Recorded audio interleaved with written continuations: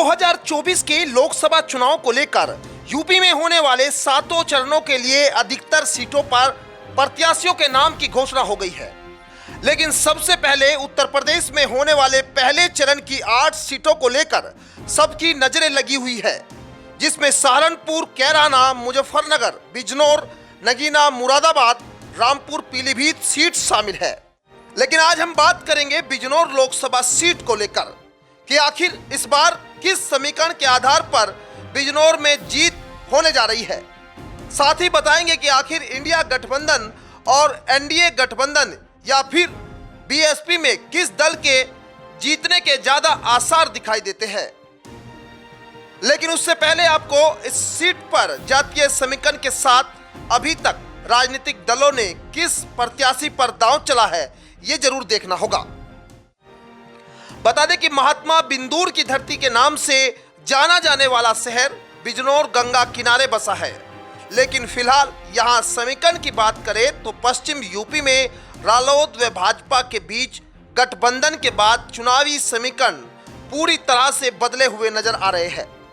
जयंत चौधरी के एनडीए गठबंधन में शामिल होने से विपक्षी पार्टियों ने भी अपनी रणनीति बदल ली है।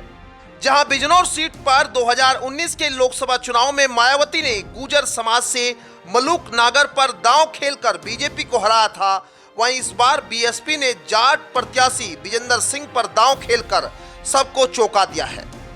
बात अगर इंडिया गठबंधन प्रत्याशी की करें तो इस सीट पर अखिलेश यादव ने बड़ा उलटफेर करते हुए अब नूरपुर सीट से सपा विधायक राम अवतार सैनी के बेटे दीपक सैनी पर दांव खेला है। अखिलेश के इस दांव से रालोद भाजपा गठबंधन के समीकरण में भी बड़ा बदलाव माना जा रहा है। वहीं रालोद भाजपा के संयुक्त प्रत्याशी के तौर पर मीरापुर से विधायक चंदन चौहान को मैदान में उतारा गया है। अब इस सीट के जातीय समीकरण की बात करें तो यहां करीब 17 लाख वोटर्स हैं, जिसमें सबसे ज्यादा अहम भूमिका में मुस्लिम वोटर्स बताए जाते हैं, क्योंकि इस सीट पर करीब 6 लाख से ज्यादा मुस्लिमों की संख्या है। वहीं एससी वोटर्स भी 3,50,000 से ज्यादा संख्या में होने का अनुमान है। बात जाट वोटर्स की करें तो इस सीट पर 2,50,000 के करीब है। वहीं सैनी वोटर्स 1 लाख से ज्यादा बताए जाते हैं। इस सीट पर गुर्जर वोटर्स 80 से 90,000 के करीब है और 3 लाख के आसपास अन्य वोट बैंक है। अब उस मूल सवाल की बात करते हैं कि आखिर अखिलेश यादव ने दीपक सैनी पर दांव खेलकर कौन सी चाल चली है और अखिलेश के इस दांव का बिजनौर सीट पर हार जीत में क्या असर होने जा रहा है, तो चलिए समझते हैं।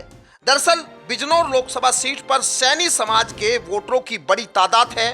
बिजनौर और नगीना दोनों ही लोकसभा सीट पर सैनी समाज के वोट बैंक की अच्छी खासी तादाद बताई जाती है। अखिलेश एक तीर से 2 निशाने लगाना चाहते हैं। माना जा रहा है कि अखिलेश बिजनौर सीट पर तो सैनी समाज में सेंधमारी करेंगे ही, बल्कि नगीना सीट पर भी सेंधमारी की उम्मीद जताई जा रही है।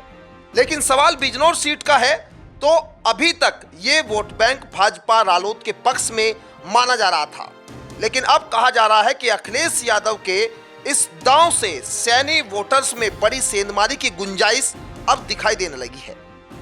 बीएसपी के विजेंद्र सिंह जाट समुदाय से है, इसलिए मायावती ने जाट वोटर्स में सेंधमारी हो पाए इस वजह से ये टिकट दिया है।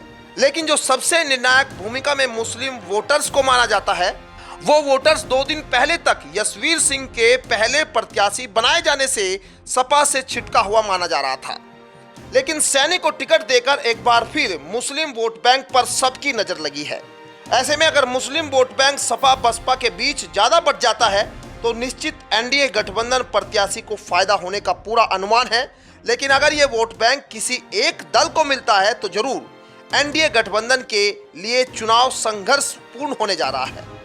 इसलिए बिजनौर सीट को लेकर अभी पैंच पूरी तरह से फंसा हुआ माना जा रहा है। यहाँ मुकाबला त्रिकोणीय होने से सभी दलों को पसीने छूटे हुए हैं। अभी तक किसी भी दल की जीत को लेकर पुख्ता तौर पर कुछ भी कहना जल्दबाजी होगी। Bureau report, news 18।